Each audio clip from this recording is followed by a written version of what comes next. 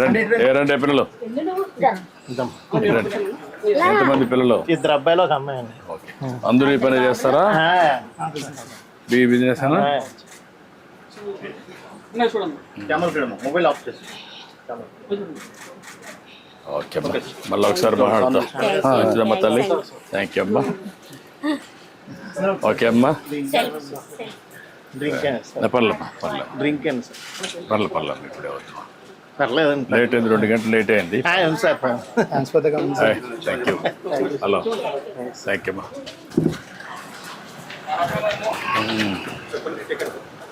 ఈ పక్క నువ్వు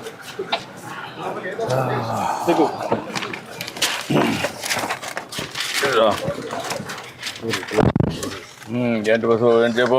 ఏముందండి అయ్యారండి, ఇలాగ ఉన్నదండి. దొరకో, ఈ పక్క దొరకో. ఇంకా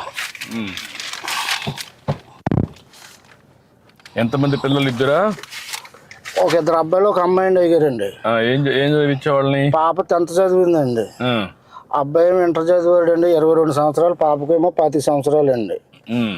అది పెద్ద అబ్బాయి ఏమో 26 సంవత్సరాలు అని కొద్దిగా అనారోగ్యంగా ఉందండి, చనిపోయాడండి. అతను 2002లో చనిపోయాడండి. పెద్ద అబ్బాయి చనిపోయాడు. పెద్ద అబ్బాయి అండి. రెండో అబ్బాయి ఇంటర్ చదివాడండి, ఏదో ఫ్యాక్టరీలో చేసుకుంటున్నాడండి, ప్రైవేట్గానండి. ప్రైవేట్ చేస్తా. ఒక 8 వేలు అలాగే ఇస్తున్నారు. పెళ్ళి అయిందా? లేదండి, 22 సంవత్సరాలు అండి సార్. అచ్చా, ఏం చదువుకున్నాడు వాడు?